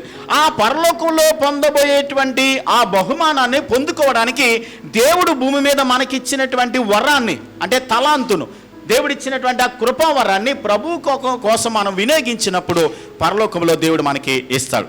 మొట్టమొదటిగా ఆ కృప ఏంటో, ఆ వరం ఏంటో కొంతమంది గ్రహించుకోకుండానే ఉంటారు. రెండవది ఏంటంటే, వాళ్ళకి ఇవ్వబడినటువంటి కృపకు మించి ప్రయత్నం చేస్తారు. వాళ్ళకి ఇచ్చిన తలాంత ఏంటో చూడరు, వాళ్ళకి ఇవ్వని దానిని చేయడానికి ప్రయత్నం చేస్తారు. ఇది కూడా సరైన పద్ధతి కాదు. దేవుడు నాకు ప్రసంగించే వరాన్ని ఇచ్చాడండి, లేకుంటే ఇంకొక వరం వేరే వాళ్ళకి ఇచ్చాడు, అది నాకు ఇవ్వలేదని చెప్పని దాని గురించి నేను తాపత్రయం పడితే దానివల్ల ప్రయోజనం లేదు. దేవుడు ఎవరికి ఏ పని ఇచ్చాడో ఆ పనినే చేయాలి. ఉదాహరణకు ఒక మాటని జ్ఞాపకం చేస్తాను. పాత నిబంధన గ్రంథంలో సౌలు రాజు ఉన్నాడు. సౌలు రాజు ఏం చేయాలి? రాజ్యాన్ని పరిపాలన చేయాలి. యాజకుడు ఏం చేయాలి? యాజకత్వం మాత్రమే చేయాలి. సౌలు రాజు ఏం చేశాడో తెలుసా? సమూయేలు ప్రవక్త వస్తానని చెప్పాడు, ఆయన రావడం ఆలస్యమైంది అని చెప్పని యాజకుడు చేసే పనిని ఏం చేశాడు? పాస్టర్ గారు చేయాల్సిన పని నేను చేసేసాడు. ఇంతలో సమూయేలు వచ్చాడు. ఏమయ్యా ఏం చేస్తున్నావు అని అంటే, ఇదిగో నువ్వు రావడం ఆలస్యమైంది, ప్రజలందరూ ఎవరి కాళ్ళు వెళ్ళిపోతున్నారని చెప్పని యాజకుడు చేయాల్సిన పనిని ఎవడు చేశారు? రాజు చేశాడు. అందుకని దేవుడు ఏం చేశాడు తెలుసా? ఆ రాజరికం నుండి అతన్ని ఏం చేశాడు? తొలగించేశాడు. చివరికి ఏమైందో తెలుసా? ఆత్మహత్య చేసుకునే పరిస్థితికి వచ్చేసాడు. గమనించాలి, దేవుడు మనకి ఇవ్వని దానిని, దేవుడు మనకి అప్పగించనటువంటి పనిని మనం చెయ్యాలని ప్రయత్నం చేస్తే దేవుని కృపలో నుండి మనం తొలగిపోతాం. సౌలు రాజు అదే చేశాడు. ఇప్పుడు నాగోరు అనేటువంటి కళ్ళం దగ్గర ఏమండి దావీదు ఎడ్ల బండి మీద దేవుని మందసాన్ని తీసుకుని వెళ్తా ఉన్నాడు. అక్కడ ఉజ్జ అనేటువంటి ఒక వ్యక్తి ఏం చేశాడు, దేవుని మందసం ఎద్దు యొక్క కాలు వెనికి జారి పడిపోతుందని చెప్పని ఏం చేశాడు, చేయితో పట్టుకున్నాడు. ఏం జరిగింది, అక్కడికక్కడే పడి చనిపోయాడు.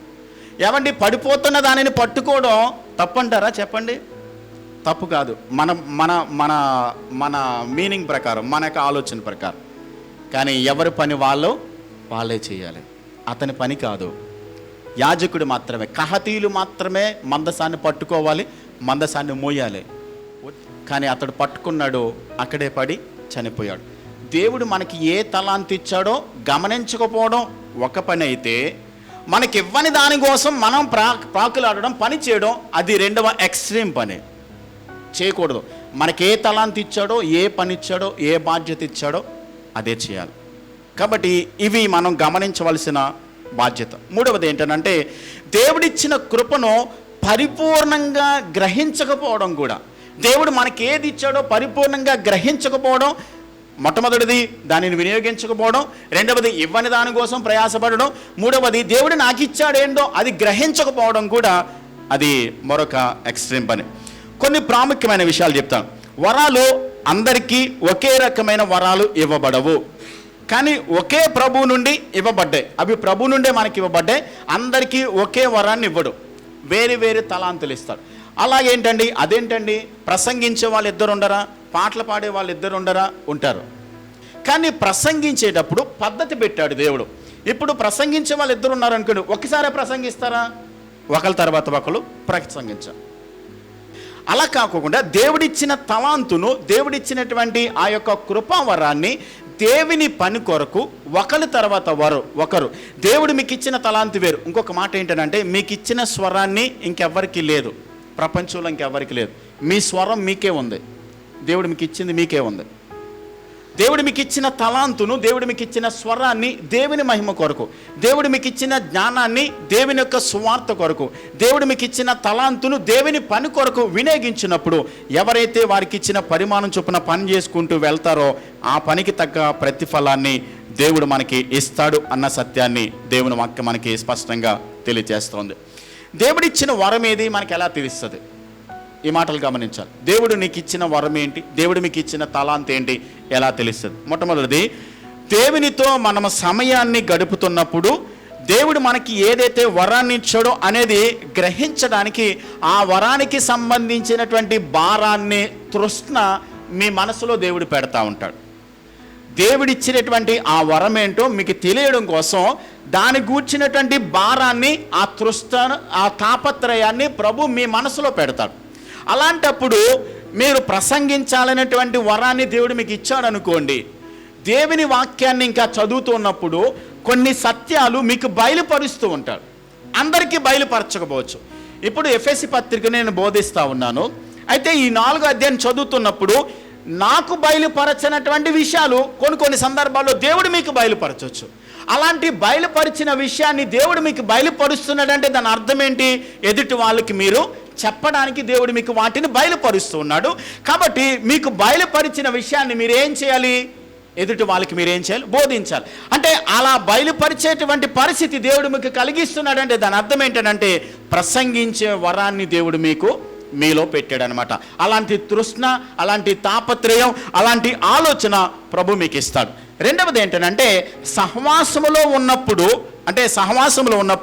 తోటి విశ్వాసుల ద్వారా కూడా దేవుడు ఏం చేస్తాడనంటే మీకు ఇచ్చిన తలాంతేడో, దేవుడు మీకు ఇచ్చిన కృపావరం ఏదో దేవుడు మీకు సహవాసములో ఉన్నటువంటి సహోదరుల ద్వారా తెలియజేస్తాడు. కొన్ని సందర్భాల్లో మనం కూర్చుని మాట్లాడుకుంటున్నాము, లేకుంటే సంఘంలో కలిసి ఉన్నాము, సర్వసాధారణంగా ఏమండి బ్రదర్ మీరు ఏదో కొంచెం హెచ్చరిక చెప్పండి, సాక్ష్యం చెప్పండి, లేకుంటే కొన్ని మాటలు చెప్పండి అని అన్నాం. నిలబడ్డారు. కానీ నిజంగా దైవ సేవకుడు ఎలాగైతే మాట్లాడగలడో, వాక్చాతుర్యం కలిగినటువంటి వ్యక్తులు ఎలాగైతే మాట్లాడగలరో అంత చాతుర్యంగా మాట్లాడగలుగుతున్నారు. బ్రదర్ మీరు భలే మాట్లాడగలుగుతున్నారండి, ఎందుకు వాక్యం చెప్పకూడదు అని చెప్పని తోటి వాళ్ళు మిమ్మల్ని ఎంకరేజ్ చేశారు. అప్పుడు మీలో ఉన్న తలాంతు ఎదుటి వాళ్ళకి అర్థమైంది కాబట్టి ఫెలోషిప్లో ఉండడం వల్ల, సహవాసంలో ఉండడం వల్ల మీరు బాగా పాడగలుగుతున్నారే, మీరు బాగా చెప్పగలుగుతున్నారే, మీరు బాగా ప్రార్థన చేయగలుగుతున్నారే అన్నది ఎలా తెలుస్తుంది? సహవాసంలో ఉన్నప్పుడు మాత్రమే తెలుస్తుంది. మొట్టమొదటిది, దేవునితో మనం సంబంధాన్ని, సహవాసాన్ని కలిగి ఉన్నప్పుడు అలాంటి తృష్ణ, ప్రేరేపణ దేవుడు మనలో కలిగజేస్తాడు, దాన్ని బట్టి బయలుపడుతుంది. రెండవది, సహవాసంలో ఉండడం ద్వారా దేవుడు మనకి సహోదరుల ద్వారా తెలుస్తుంది. మూడవది ఏంటంటే, ఇది ప్రత్యేకంగా దేవుడు తెలియజేస్తాడు. దేవుడు మీకు ఏది ఇచ్చాడో అది ప్రత్యేకంగా దేవుడు తెలియజేస్తాడు. అది కొంతమందికి మాత్రమే. గమనించండి, అందరికీ నీకు ఏ వరం ఇచ్చాడో అన్నది అందరికీ బయలుపరచడు. దేవునితో మీకున్నటువంటి సంబంధాన్ని బట్టి కళల ద్వారా మాట్లాడతాడు, స్వప్నాల ద్వారా మాట్లాడతాడు, లేకుంటే దేవుడు స్వరం ఇచ్చి మాట్లాడతాడు. అందరితో ఇలాగే మాట్లాడాలని ఏమి లేదు, అందరితో దేవుడు ఇలాగే బయలుపరుస్తాడు అన్నది లేదు. ఎలా బయలుపరుస్తాడో, ఎలా తెలియచేస్తాడు అన్నది కొంతమందికి మాత్రమే తెలియచేస్తాడు. ఇప్పుడు విమానం ఉందనుకోండి, విమానంలో 2 పైలట్స్ ఉంటారు, 5 6 ఎయిర్ హోస్టర్స్ ఉంటారు. మిగతా వాళ్ళందరూ ఎంతమంది ఉంటారు? ప్యాసింజర్స్ ఉంటారు. ట్రైన్ ఉందనుకోండి, 2 ఖచ్చితంగా డ్రైవర్స్ ఉంటారు. ఏమండి 10 మందో 15 మందో టీసీలు ఉంటారు, 2 3 గార్డులు ఉంటారు, మిగతా వాళ్ళందరూ ప్యాసింజర్స్ ఉంటారు. బస్సు ఉందనుకోండి, ఒక డ్రైవరు ఒక కండక్టర్ ఉంటారు, మిగతా వాళ్ళందరూ ప్యాసింజర్స్ ఉంటారు. ఇప్పుడు దేవుని సంఘము అని చెప్పబడుతున్నటువంటి దేవుని యొక్క క్రీస్తు స్థాపించినటువంటి ఆయన పడవలో అందరూ కూడా పని వాళ్ళే ఉంటారు, కానీ ప్యాసింజర్స్ ఉంటారు. అందరికీ బాధ్యతలు ఉంటాయి. నాకు ఏ పని లేదు, నాకు ఏ బాధ్యత లేదు అన్నామంటే దేవుని సంఘంలో నిరుపయోగమైన వాళ్ళు ఎవ్వరూ ఉండరు. నిరుపయోగమైన వాళ్ళు ఎవ్వరూ ఉండరు. అందరికీ దేవుడు ఏదొక తలాంతును, ఏదొక బాధ్యతను, ఏదొక వరాన్ని, ఏదొక తలాంతును దేవుడిచ్చాడు. అదేంటో మనం గమనించాలి, అది గ్రహించుకోవాలి. అప్పుడు మాత్రమే ఆ పనిని, ఆ తలాంతును దేవుని కొరకు మనం ఉపయోగించాలి. 2 విషయాలు ఈరోజు మనం నేర్చుకున్నాం. మొట్టమొదటిది ఏంటంటే, ఐక్యతను మనం ఏం చేయాలి? కాపాడాలి. ఐక్యతను కాపాడకపోతే ఏం జరుగుతుంది అంటే, ఎఫ్ఎస్సి సంఘానికి ఏ పరిస్థితి అయితే జరిగిందో, ఆ విభేదాలు, ఆ భేదాభిప్రాయాలు రావడం వల్ల పూర్తిగా అది పతనానికి వెళ్ళిపోయింది. అలా జరగొచ్చేమో నాకు తెలియదు. రెండవది ఏంటంటే, దేవుడు మనకిచ్చిన తలాంత్ ఏంటో, దేవుడు మనకిచ్చిన కృపావరం ఏంటో, బాధ్యత ఏంటో అది గ్రహించాలి. మీ పాడే వరం కావచ్చు, ప్రసంగించే వరం కావచ్చు, స్వస్థత వరం కావచ్చు, లేకుంటే వివేచన వరం కావచ్చు, ఏదైనా ఖచ్చితంగా ఇచ్చాడు. కాబట్టి అదేదో గ్రహించండి. అది ఎలా తెలుస్తుంది అంటే, దేవునితో సంబంధాన్ని కలిగి ఉన్నప్పుడు దేవుడు అలాంటి భారాన్ని, అలాంటి తృష్ణను మీలో పెడతాడు. రెండవది, సంఘంలో సహోదరుల ద్వారా సహవాసంలో ఉన్నప్పుడు అది బయలుపరచబడుతుంది. మూడవది ఏంటంటే, దేవుడు ప్రత్యేకంగా దేవుడు కొంతమందికి మాత్రమే వ్యక్తిగతంగా కళల ద్వారా, స్వప్నాల ద్వారా, లేకుంటే స్వరం ఇచ్చి ఆయన మాట్లాడతాడు. అందరితో అలా మాట్లాడాలని ఏమి లేదు, కొంతమందికి మాత్రమే అలాగా మాట్లాడి మీకు ఇచ్చిన తలాంత్ ఏంటో దేవుడు ప్రభు తెలియచేస్తాడు. దానిని వినియోగించి సంఘ క్షేమం కొరకు, సంఘ అభివృద్ధి కొరకు మనం వినియోగించినప్పుడు సంఘము క్షేమాభివృద్ధి చెందడానికి ఉంటుంది. అదే చెప్తున్నాడు ఆయన. దేవుడు మనలో ప్రతి వానికిని, ఇక్కడ ప్రతి వానికి అని రాశాడు. ఇక్కడ 7వ వచనంలో ఒక్కరికి మాత్రమే కాదు, కొందరికి మాత్రమే కాదు, ప్రతి వారికి కూడా ఒక్కొక్కరికి ఆయన యొక్క పరిమాణం చొప్పున కృప ఇవ్వబడింది. కొంతమందికి ఎక్కువ కృప ఇవ్వచ్చు, కొంతమందికి తక్కువ ఇవ్వచ్చు. వాళ్ళకి ఎక్కువ ఇచ్చాడేంటి, నాకు తక్కువ ఇచ్చాడేంటి అని అనడానికి లేదు. ఎక్కువ ఇచ్చిన వాళ్ళు ఎక్కువగా పని చేయాలి, తక్కువ ఇచ్చిన వాళ్ళు ఆయన కొరకు దేవుడిచ్చిన కృపను బట్టి సంఘం యొక్క క్షేమాభివృద్ధి కొరకు, ఆయన మహిమ కొరకు, ఆయన ఘనత కొరకు, సంఘము అభివృద్ధి చెందడం కొరకు దేవుని కొరకు ఉపయోగించాలి. అలా వినియోగించినప్పుడు, దేవుని ఎదుట నిలబడినప్పుడు ప్రతి ఒక్కరికి కూడా ఇచ్చిన తలాంతుని బట్టి, ఇచ్చిన బాధ్యతను బట్టి మనం ఎలా దానిని వినియోగిస్తామో, దేనిని దేవుడు మనకిచ్చిన దానిని ఎలా దాని కొరకు వాడతామో దానిని బట్టి దేవుడు ప్రతిఫలం ఇవ్వబోతున్నాడు. ఇచ్చిన దానిని వాడకపోతే కొడవలు ఉందండి, దానిని బాగా కోస్తూ వాడుతున్నప్పుడు మాత్రమే పొదును వస్తుంది. పక్కన పడేస్తే తుప్పు పట్టేసి పనికి రాకుండా పోతుంది. దేవుడు మనకిచ్చిన తలాంతును దేవుని మహిమ కొరకు వినియోగించడం, దేవుడు మనకిచ్చిన కృపావరాన్ని ఆయన మహిమ కొరకు వాడడం అనేది. కొంతమంది బాగా మాట్లాడగలుగుతారు, మాట్లాడండి. నాకు దేవుడు తలాంతుని ఇచ్చాడంటే వాక్యం చెప్పండి. ఒకవేళ దేవుడు మీకు స్వస్థత వరాన్ని ఇచ్చాడు, లేకుంటే ప్రార్థించే వరాన్ని ఇచ్చాడు, మీరు ప్రార్థించినప్పుడు దేవుడు అద్భుతాలు జరిగిస్తాడు. కొంతమంది ప్రార్థన చేస్తే, కొంతమంది ప్రార్థన చేస్తే దేవుడు స్వస్థతలు జరిగిస్తాడు, వివేచన వరాన్ని ఇస్తాడు. దేవుడు జరగబోయేటువంటి దానిని దేవుడు తన ఆత్మ ద్వారా ప్రేరేపించి దేవుడు మీకు బయలుపరుస్తూ ఉంటాడు. అలాంటిది ఉంటే దేవుని కొరకు వాడండి, వినియోగించండి. పాటలు పాడే తలాంతు, లేకుంటే కొంతమందికి సువార్త చెప్పగలిగిన తలాంతు, కొంతమందికి మీరు మాట్లాడుతుంటే కొంతమంది ఆదరించబడతారు, అలాంటి తలాంతు దేవుడు మీకు ఇచ్చాడేమో. లేకుంటే పరిచర్య చేసేటువంటి తలాంతు, దేవుని సంఘంలో పరిచర్య చేసేటువంటి తలాంతునిచ్చాడేమో, అది వాడండి. లేకుంటే దేవుని యొక్క సన్నిధిలో కొంతమందికి సువార్త ప్రకటించడం, కొంతమందికి బోధించడం, కొంతమందికి పరిచర్య చేయడం, కొంతమందికి సహాయం చేయడం, అవసరతలు ఉన్న వారి అవసరతలు తీర్చడం, అది దేవుడు మీకు ఇచ్చాడేమో, స్వామతినిచ్చాడేమో. ఏది మీకు ఇచ్చినా ప్రతిదీ కూడా అది దేవుని నుంచి మాత్రమే అనుగ్రహించబడింది. యాకోబు 1:17 మనం చదువుకుంటాం, శ్రేష్టమైన ప్రతి ఇవి కూడా అది పరసంబంధమైనదే, జ్యోతిర్మయుడు తండ్రి యొద్ద నుండి మనకి అనుగ్రహించబడుతుంది. మీరు అడగండి, నిరుపయోగమైన వాళ్ళు కాదు. దేవుడు నాకేమి ఇవ్వలేదని చెప్పని మీరు అలాగ ఉన్నట్లయితే ఒకనొక రోజున దేవుని ముందు నిలబడినప్పుడు నిరుపయోగంగా వట్టి చేతులతో నిలబడాల్సి వస్తుంది. ఆయన ముందు నిలబడినప్పుడు, ఆయన ముందు మీకు ఇచ్చినటువంటి తలాంతును బాగా వినియోగించినప్పుడు ప్రభు ఏమంటాడు తెలుసా?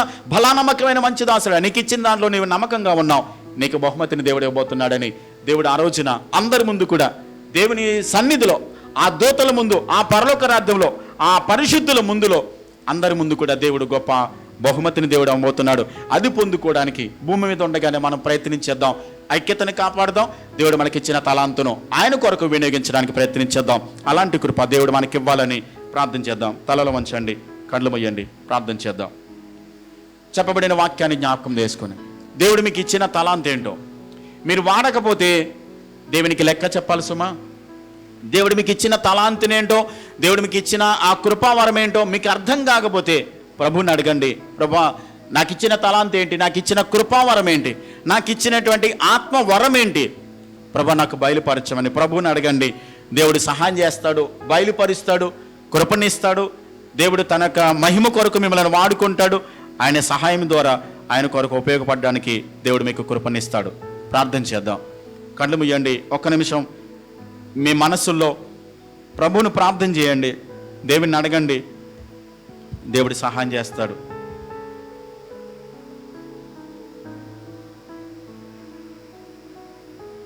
కేవలం మనం వచ్చి వెళ్ళిపోయేవారు కాకోకుండా దేవుని పని కొరకు, దేవుని రాజ్య విస్తరణ కొరకు, సంఘ క్షేమాభివృద్ధి కొరకు దేవుడు మనకిచ్చిన తలాంతులను ఆయన కొరకు వినియోగించేవారుగా ఉండాలి. దేవుడు మనకిచ్చిన తలాంతు ఏంటో గుర్తించేవారుగా ఉండాలి. ప్రభువుని అడుగుదాం, ప్రభా మీ కొరకు నేను పనికొచ్చే పాత్రగా,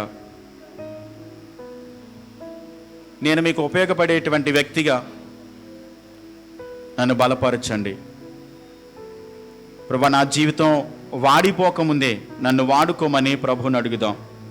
మీ కొరకు నేను ఉపయోగపడాలి, మీ కొరకు నేను తండ్రి పనికొచ్చే పాత్రగా, తలాంతుగా, సాధనంగా నన్ను వాడుకోనండి ప్రభు అని ప్రభుని అడిగితే దేవుడు కృపనిస్తాడండి, బయలుపరుస్తాడు. ఇచ్చిన తలాంతుని, ఇచ్చిన వరాన్ని దేవుని మహిమ కొరకు వినియోగించేవారిగా తీర్మానం చేసుకుందాం. ఐక్యతను కాపాడమని ప్రభు వాక్యం మనకి హెచ్చరిక చేస్తూ ఉంది. మనం ఎక్కడున్నా, ఏం చేస్తున్నా, ఏ పరిస్థితిలో ఉన్నా సరే ఐక్యత కలిగి, సమాధానం కలిగి, శక్యమైతే మనుషులందరితో కూడా సమాధానంగా ఉండమని వాక్యం సెలవిస్తుండగా, ఎంతటి స్థాయికైనా సరే మనలను మనము తగ్గించుకుని సమాధానమైనటువంటి బంధాన్ని కాపాడుకునే వారిగా దేవుని ఆత్మ సహాయాన్ని కోరుకుందాం. ప్రార్థన చేద్దాం. ప్రేమ కలిగిన మా ప్రియ పరలోకపు తండ్రి, శ్రేష్టమైన నామమునకు వందనాలు, స్తోత్రాలు. ఐక్యతను కాపాడమని పదే పదే మీరు మాకు హెచ్చరిక చేస్తున్నారు ప్రభా. తండ్రి అయిన దేవా, కుమారుడు అయిన దేవా, యేసుక్రీస్తు దేవా, పరిశుద్ధాత్మ తండ్రి, మీలో ఐక్యత ఉంది. త్రిత్వ దేవుడైన మీలో ఐక్యత కలిగిన మీరు, మేము కూడా ఐక్యతను కాపాడమని పౌలు ద్వారా మీరు మరొకసారి ఎఫెసీ పత్రికను బట్టి మాకు హెచ్చరిక చేస్తున్నందుకే స్తోత్రాలు. ఐక్యత కాపాడనటువంటి ఎఫెసీ పట్టణం, ఎఫెసీ సంఘం తండ్రి చరిత్రలో లేకుండా పోయింది. ఐక్యతను కాపాడకపోతే, ఐక్యత లేని చోట మీరు పని చేయరని వాక్యాన్ని బట్టి మరొకసారి మాకు హెచ్చరిక చేసినందుకే స్తోత్రాలు ప్రభా. ఎలాంటి భేదభిప్రాయం ఉన్నా, ఎలాంటి గొడవలున్నా, ఎలాంటి కక్షలు, విభేదాలు ఉన్నప్పటికీ కూడా తొందరగా వాటిని సరిదిద్దుకోవడానికి, చక్కబెట్టుకోవడానికి, సమర్థించుకోవడానికి కృపనివ్వండి తండ్రి, సహాయం చేయండి ప్రభా. ఐక్యత ఉన్న చోటే మీరు పని చేస్తారు, సమాధానం ఉన్న చోటే ఆత్మదేవ మీరు ఆశీర్వాదం ఇస్తారు. అలాంటి ఐక్యతను కాపాడడానికి కృపనివ్వండి. మీరు మాకు ఇచ్చిన తలాంతును మీ మహిమ కొరకు, మీరు మాకు ఇచ్చినటువంటి కృపావరాన్ని సంఘ క్షేమాభివృద్ధి కొరకు వాడి మీ ఎదుట నిలబడినప్పుడు తగిన బహుమతిని మేము పొందుకోవడానికి మీ కృపనివ్వండి. వాక్యాన్ని విని ఎంతమంది బిడ్డలైతే తీర్మానించుకున్నారో వారందరినీ దీవించండి, ఆశీర్వదించండి. మీ మహిమ కొరకు బిడ్డల పనికొచ్చే పాత్రలుగా మీరు వాడుకొని మీ నామానికి మహిమ తెచ్చుకుని కృప చూపించమని మీకే మహిమ ఘనత ప్రభావాలు చెల్లిస్తూ యేసయ్య నామములో ప్రార్థించి వేడుచున్నాను మా పరమ తండ్రి. ఆమేన్.